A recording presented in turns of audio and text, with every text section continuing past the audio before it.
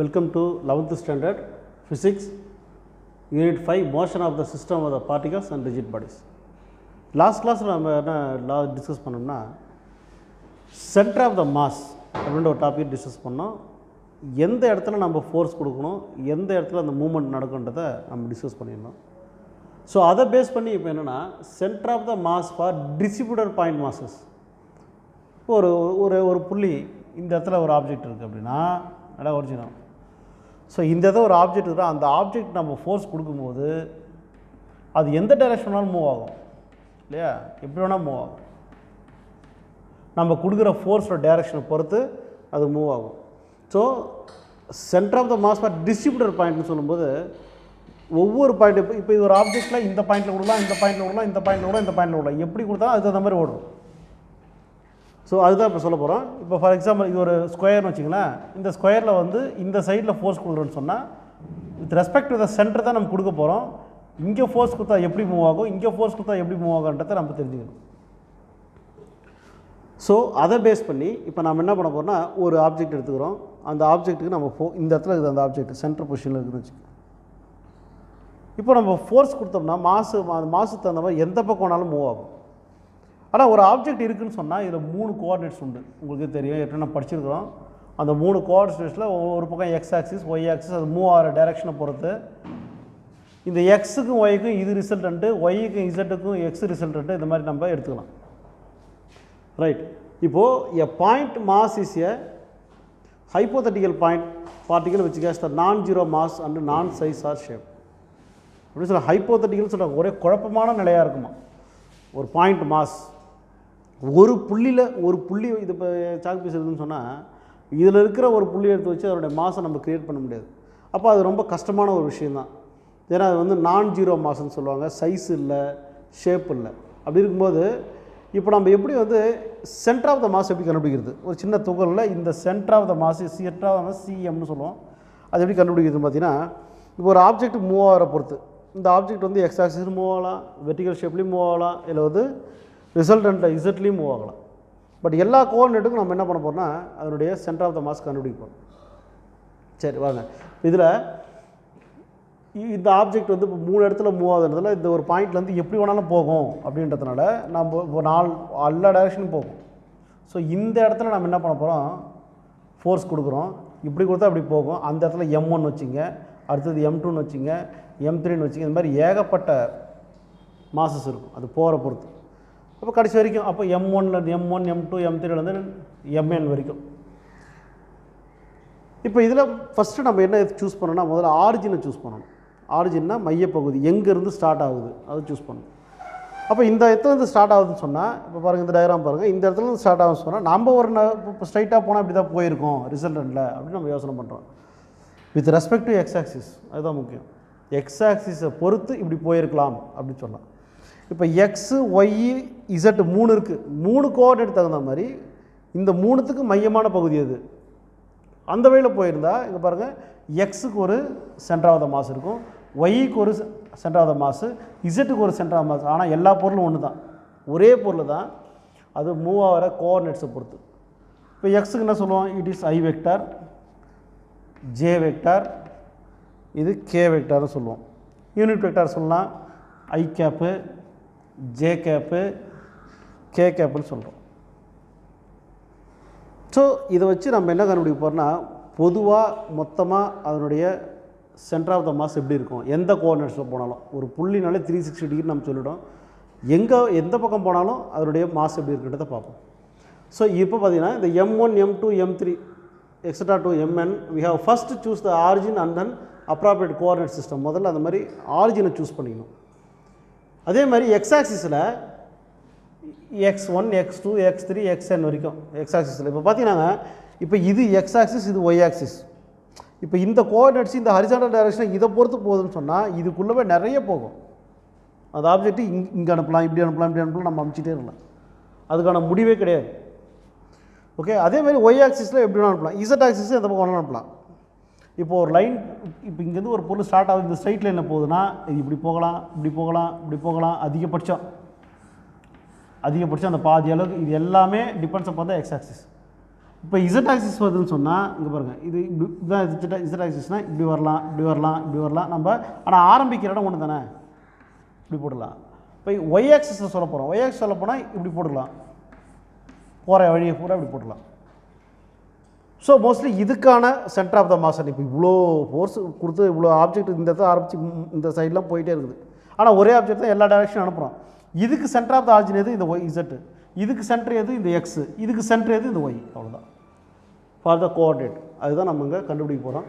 So x1 x2 x3 and xn இதை X coordinates வச்சுங்க. So அதனுடைய மாசஸ் பார்த்தீங்கன்னா இந்த X direction from the origin ஓ. நான் சொன்ன மாதிரி ஆரிஜின் ஓவிலேருந்து எக்ஸ் டைரக்ஷனில் என்ன அப்படின்றத கண்டுபிடிப்போம் ஒவ்வொரு மாஸ். அப்போ சம்மேஷன் ஆஃப் த, இப்போ மொத்தம் X centre of the mass in X direction அப்படின்னா, இப்போ சம்மேஷனாக மொத்த மாசு எக்ஸ் டைரக்ஷனில், மொத்த மாசு எக்ஸ் டைரக்ஷனில். அதேமாதிரி இந்த பார்ட்டிகல் போகும்போதுல அந்த பார்ட்டிகளுடைய சிஸ்டம் ஆஃப் த பார்ட்டிகல்ஸ் தானே ஒரே இது இல்லையா, அந்த சிஸ்டம் ஆஃப் த பார்ட்டிகல்ஸோட மொத்த மாசு சம்மேஷன் ஆஃப் எம்ஐ. இப்போ இந்த சம்மேஷன் ஆஃப் எம்ஐ பொதுவான மாசு ஆரம்ப மாசுன்றதுல கேபிட்டல் எம்மாவும் நம்ம எடுத்துக்கலாம். ஸோ அந்த எம் இங்கே சப்ஸ்டியூட் பண்ணுங்கள். இப்போ நம்ம என்ன கண்டுபிடிச்சிட்டோம்னா ஒரு எக்ஸ் ஆக்சிஸில் சென்டர் ஆஃப் த மாஸ் கண்டுபிடிச்சிட்டோம். நான் திரும்ப சொல்கிறேன், இந்த பொசிஷன் மட்டும் கண்டுபிடிச்சிட்டோம். இந்த பொசிஷன் மட்டும் ஒரே ஆப்ஜெக்ட் தான், எக்ஸ் ஆக்சிஸ் டைரக்ஷனில் கொஞ்சம் முன்ன பண்ண அது மூவ் ஆகிட்டே இருக்குது. ஏகப்பட்ட இது மூவ் ஆகிட்டு இருக்குது. அப்போ இதில் மூவ் ஆகுதுன்னு சொல்லும்போது கண்டிப்பாக இதற்கான பொதுவான ஒரு மாஸ் இருக்கும். அதான் சென்டர் ஆஃப் த மாஸ், பொதுவான ஒரு மாஸ் இருக்கும். அப்போ இந்த இதை கண்டுபிடிச்சோம்னாலே இது மொத்தத்தினுடைய கூடுதல் தான் இந்த வேல்யூ. இதுதான் கேபிட்டல் எம். இது ஒன்றுத்துக்கு ஒன்று இருக்குது, ஒவ்வொரு மாஸ் இருக்குது.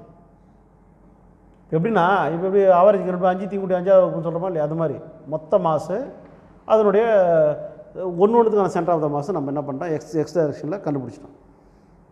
இப்போ இதேமாதிரி ஒய் டைரக்ஷன் கண்டுபிடிக்கலாம். இப்போ இந்த ஒய் டைரக்ஷனில் இது எப்படி வந்துருக்கு பார்த்தீங்கன்னா, ஒய் சிஎம் அது centre of the mass equal to summation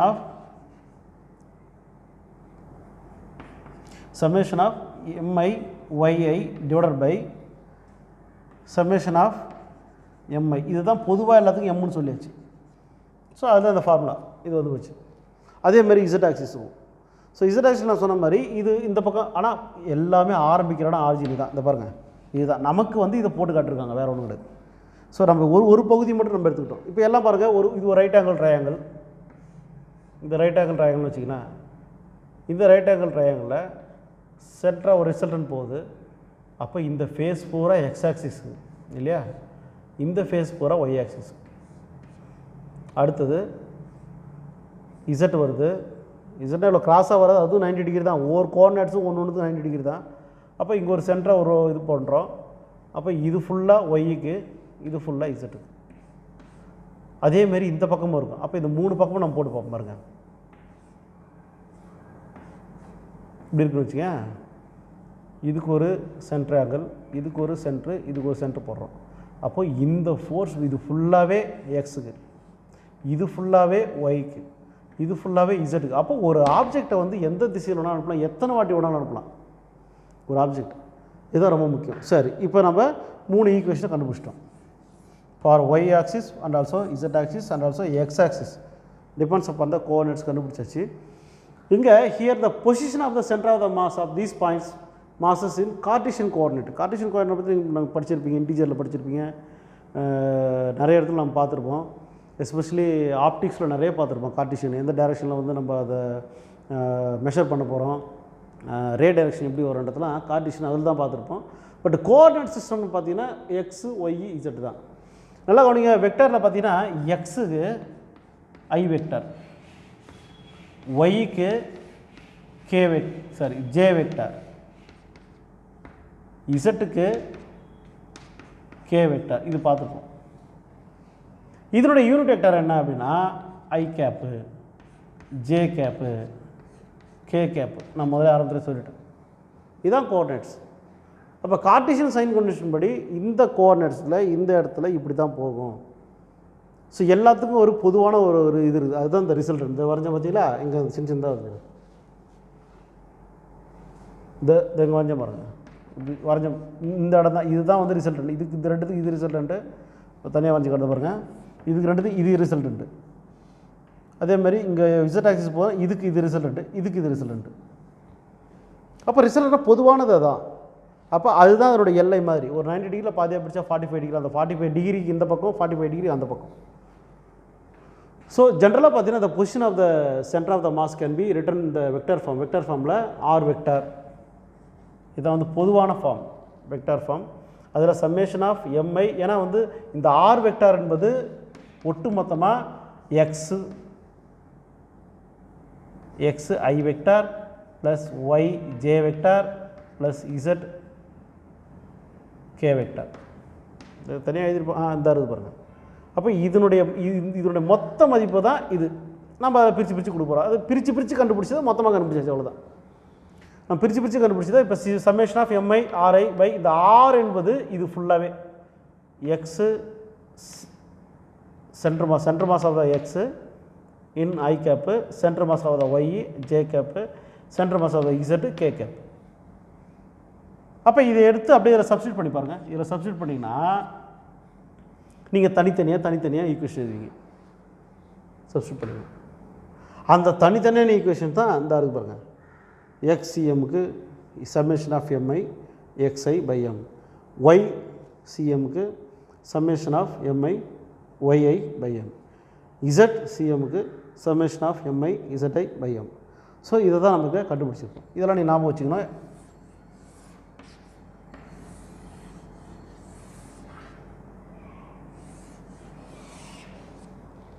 அதை ஞாபகம் வச்சுக்கோங்க. அடுத்தது இப்போ பொசிஷன் வெக்டரை பற்றி நம்ம சொல்லிட்டோம். இப்போ தான் R vector equal to R I வெக்டரா, இது என்னவாக இருக்குதோ நம்ம அங்கே பிரித்து நம்ம காட்டியாச்சு, எப்படி சப்ஸ்டியூட் பண்ணு போட்டு. ஸோ இதுதான் வெக்டருடைய பொசிஷன். இது position vector of the distributed point mass.